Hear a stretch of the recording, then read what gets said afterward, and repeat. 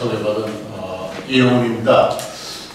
저를 보고 유명하다고 하셨는데 굳이 그 말이 사실이라면 제가 욕을 대단히 많이 먹은 사람이기 때문에 아마 그렇다 그렇게 이야기하면 적절한 것 같습니다. 욕을 많이 먹으면 오래 산다고 하는데 저는 내만큼 욕을 많이 먹은 사람이 있을까 싶은 생각이 들기도 하면서 그렇다면 오래 살기는 살겠구나 그런 생각을 한 적이 있습니다.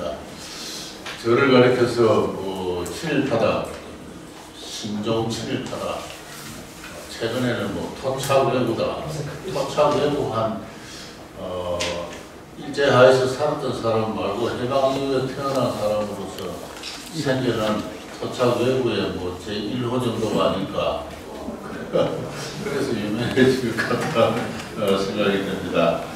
오늘은 제가 반일종족주의라는 용어를 사용하게 됐는데요. 왜 민족주의라는 말이 있는데 민족주의라는 말을 하게 됐느냐. 또 그렇게 의문을 갖는 분도 주변에 많은 것 같고 해서 제가 반일종족주의라는 말을 쓰게 된 배경과 논리에 대해서 말씀을 이제 1시간 정도 간단하게 드리고자 합니다. 제가 1992년까지는 그냥 연구실에만 콕 처박혀 있어서 주로 조선 후기나 조선 전기, 15세기, 19세기 조선 경제사에 대해서만 좀 연구를 하던 그런 사람이었습니다. 그러다가 1990년부터 이른바 일제가 우리 조선을 병합하고 나서 시행한 토지조사에 관한 공동연구를 하기 시작했습니다. 그래서 한 7년간 정도 공동연구를 해서 토지조사 연구라는 책을 편찬하고 연구를 종결했는데 이 토지조사 연구를 하기 시작하면서 한 2년 지난 다음에 제가 토지조사 사업, 이게 1990년부터 1918년 사이 조선 총독부가 시행한 사업인데요. 지금 여러분이 살고 있는 지방행정체제, 동리, 면, 군, 이 경계가 모두 일제 확정이 되었습니다. 제가 봉천동 1716번지에 살고 있다 한다면 그 번지가 결정되는 것도 그때의 일입니다. 이 토지조사 사업은 전국에 부산 초량에서부터 함경북도 대령에까지 전국에 한 3천만 빌치의 토지의 지목을 결정하고 경계를 결정하고 면적을 결정하고 토지 등급을 결정하고 또 소유자를 사정하는 그야말로 참 일제로서는 총독부로서는 장차 조선을 자신의 영토로 영구 병합함에 있어서 기초를 놓는 대사업이었습니다. 시민화의 상징적인 사업이었다고 볼 수가 있는데 이 사진은 경기도 고양에서 청량간이 삼각청량 토지를 청량하고 있는 사진입니다만 통틀 한국인의 상식은 이 토지조사 때 전국 농토의 40%가 총독부의 국유지로 수탈되었다 하는 것입니다. 1992년 당시에 한국사 교과서가 중고등학교 2종의 교과서에서 이제 전국의 토지의 40%가 이 토지조사 사업에 의해서 국유지로 또는 일본인의 소유지로 수탈되었는데 따라서 토지조사 사업을 수행한 목적은 토지 수탈이었다 하는 그런 내용의 교과서가 그렇게 쓰고 있습니다. 제가 강의를 한국경사 강의 시간에 다른 이야기를 하니까 학생들이 질문하면서 우리 고등학교 때 우리 선생님이 그렇게 이야기 안 했는데요. 총독부는 농민들에게 신고를 하라고 신고지를 나눠줬는데 우리 조선 농민들은 너무나 순박해가지고 신고도 뭔지 모르고 그냥 지내고 어떤 사람은 신고지를 그냥 불소식으로 쓰기도 하고 이러다가 신고 기한을 놓치니까 너무나 저 순진하고 순박해서 그 복잡한 행정에 대해서 알지 못해서 신고 기한을 놓치니까 총독부 관원들을 기다렸다는 듯이 그 토지를 다 이 국유지로 몰수했는데 이런 거 홍보도 제대로 안 해주고 사기 수법을 통해서 농민의 토지를 빼앗았다고 국사 선생님이 울면서 이야기를 했고 우리도 보면 울었다고 그래요. 도시부에는. 그때 지금 선생님은 딴 이야기를 하고 있으니까 좀 이상합니다. 뭐 이제 그런 식으로 학생들이 질문을 하길래 제가 비로소 그 교과서를 보게 되었고 야 이거 그냥 줘서 지금 안 되겠다. 그렇게 해서 제가 논문 하나 썼습니다. 조선토지조사 토지수탈설 검토 이래가지고 그래가지고 그 역사불평이라는 투고를 했는데 이게 기각이 됐어요. 그래서 저는 뭐 상당히 논문을 잘 썼다고 생각했습니다. 깔끔하게 자료도 많이 보고 했기 때문에 또 이렇게 통계도 많이 동원하고 해서 뭐 누구도 이의를 제기할 수 없을 정도로 그 멋진 논문을 나열사하게 하나 썼다고 생각하고 있는데 이거 또 이렇게 기각이 아니고 정확히 보류가 됐습니다. 그 편집위원들 간에 대범탱이 벌어져가지고 이런 친일파의 논문을 실을 수 없다. 다 잘 아는 사람들이에요. 당시 저는 역사학교 상당히 인간관계가 좋고 했는데 그래서 저를 대동한 사람은 한 7명 중에서 한 2명이 있고 나머지 5명은 이건 친일 논문을 실을 수 없다.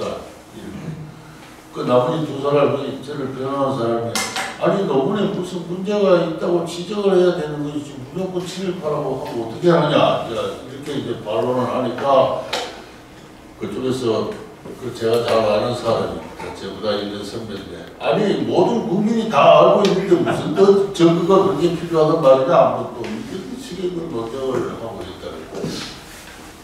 그래서 이제 저를 또 서강대에 지금 있습니다만 임지연이라는 서양사 하는 사람이에요. 이런 식으로 곤란하다 해서 크게 일을 제기해가지고 기각은 안 되고 보류가 돼서 이제 한 달 뒤에 겨우 심사가 돼가지고 통과를 해서 이제 학술지에 실리게 됐는데 저는 그때 이게 상당히 이상하게 생각했습니다. 이게 모든 국민이 다 알았다고 해서 역사의 진실 불변인가? 이건 하나의 문화적인 현상이다. 이런 생각을 하기 시작했고 그때부터 이제 이 문화적 현상으로서 이제 반일 민족주의 문제에 대해서 제가 이제 관심을 갖고 연구를 하기 시작했습니다. 그래서 제가 이 논문을 발표할 때도 그렇고 그 뒤로 이제 일정기에 대해서 논문을 발표할 때마다 뭐 소란이 일고 심지어는 저녁 뉴스 시간에 톱으로도 발표가 되고 합니다. 시민들이 그냥 학교를 방문해서 학장실에 들어가서 그냥 고함을 치고 이용이 찾아내라 그러고 학교 조교들 나와서 선생님 피하십시오 그러고 별별이 희한한 일이 거기에 대학을 정년하기까지 한 25년간 있었습니다. 한 번은 대학 정문 앞에서 어떤 사람이 1인 시위를 하는데요. 그 마이크를 들고 큰 소리를 하는데 멀리서 하기 때문에 웡웡하는 소리만 들리지 저 사람이 뭐 때문에 1인 시위하는지를 몰랐습니다. 한 달쯤 지나가서 제가 정신적으로 교문 밖에 나왔다가 저 사람이 뭐 때문에 1인 시위를 하는가 하면서 한 달쯤 됐을 거예요. 그래서 가까이 가서 보니까 이영훈을 파면하라 하면서 그걸 또 이런 시위를 하는 사람도 있더라고요. 그래서 참 여러 가지 수도 없는 많은 일들을 겪었습니다만은 조선 총독부 토지조사 사업 때 토지가 40% 빼앗겼다는 것은 1960년대부터 역사학자들이 만들어낸 그야말로 날조한 그러한 거짓말입니다. 거짓말이고 그 거짓말이 이제 세월이 30년, 40년 지나니까 모든 국민이 다 그렇게 알고 있는데 웬 말이냐 하는데 이런 식의 그 이야기가 성립하게 됐는데요. 우리 한국인들은 토지는 인지면백이다. 사람의 목숨줄이라 그랬습니다. 우리 조상들은. 그래 아무리 가난하고 무식한 사람이라도 자기 토지를 빼앗는데 저항을 하지 않고 가만히 있었다는 것은 우리 한국인들이 발달된 그 소유관념에 있을 수 없는 이야기예요. 토지 신고도 조선 500년 동안 3년마다 이 호적을 신고해 왔습니다. 신고가 뭔지에 대해서 세상에 가장 잘 분류된 민족이 우리 한국인이다 이야기할 수 있는데 신고가 뭔지 몰라서 기한을 놓쳤다. 이것도 말도 안 되는 거예요. 실제로 통계 조사사 보고서를 보면은 무신고지는 전 토지의 한 0.05% 정도 됐습니다. 그만큼 전국에 한 3천만 필지 가운데서 불과 한 2, 3만 필지 정도에 불과한 그런 건데 그것도 오래된 분묘지 정도 그야말로 주인이 없는 지금도 전국의 토지를 신고시키면 그것보다 더 많은 어떤 무신고지가 나올 겁니다. 그런 정도 있을 만한 무신고지가 현실적으로 있었을 뿐이고 통계적으로 보면 말이죠.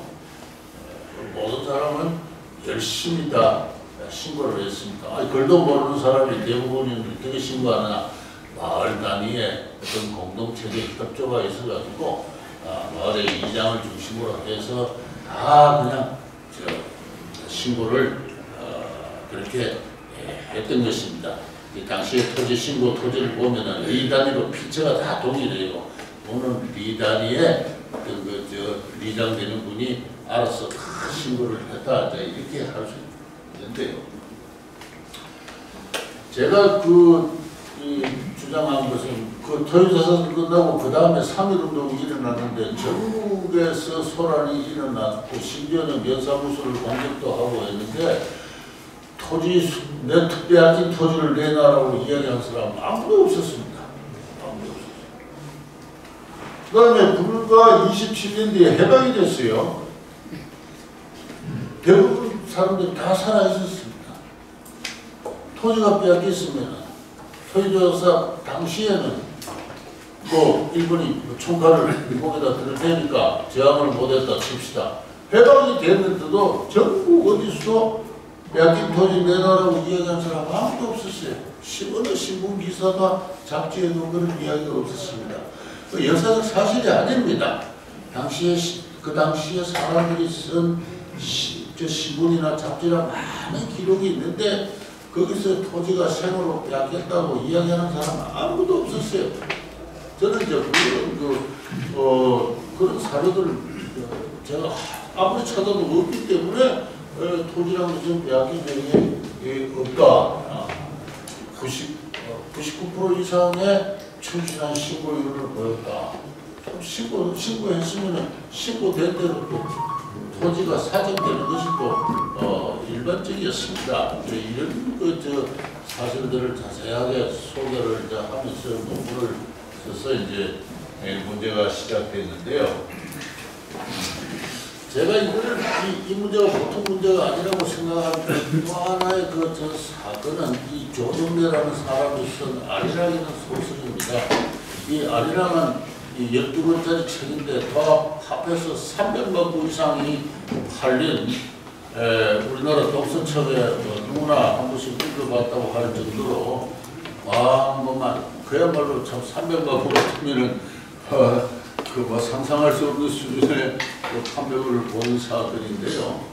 제가 원래 한국일보의 신문연재된 소설이라서 초창기에 아마 그게 1990년부터가 시작했을 때인데 제가 마침 토지조사 연구를 시작할 때라 관심이 있어서 그 소설을 이제 읽어봤는데 이 소설 좀 웃긴다 하는 그런 생각을 했습니다. 그러다가 이제 이 논문을 쓰고 나서 학교 도서관에 가서 이 아리랑이라는 소설을 이제 빌려와서 이제 검토를 했는데요. 지금 전라북도 김제문의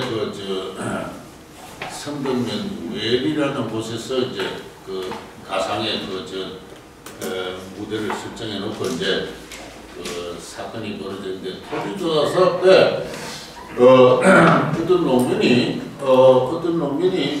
자기 토지를 딴 사람이 신고를 했어요. 딴 사람이 신고를 했는데 나중에 뒤늦게 알고 아니 그 내 토지인데 어떤 나쁜 놈이 일제의 말하자면 진짜 친일행위를 하는 무슨 조선인이 자기 토지를 대리 신고한 것을 알고 아니다 진짜 소유주는 나다 하면서 이제 소유주를 신고를 내려고 하니까 일본 헌병이 막아요. 지주총계라고 이제 신고를 접수해주면 면장 같은 사람이 이제 막으니까 그 면장을 이제 밀어쳤어요. 쳤는데 어떻게 비틀비틀 잘못 넘어져가지고 이 채상머리에 머리를 부닥쳐가지고 상처를 입었어요. 그러니까 그걸 보고 있던 일본 수사가 김정은 성덕면의 그 파출소 수사들이 공무집행 방해다 해가지고 이 나무에 묶어놓고 총살을 하는 겁니다. 총살을 해요. 너희들은 성덕부가 시행하는 토지조사 사업을 방해하였고 이는 제가 유축 중환자인데 조선경찰령 제 몇 호에 의거해서 적결 처분한다. 이렇게 해서 마을 사람들을 다 불러놓고 입회를 시키고 그렇게 해서 이제 총살을 합니다. 그 장면에 어떤 학생이 그 책을 읽었는지 연필로 이럴 수가 하면서 그렇게 써놨어요.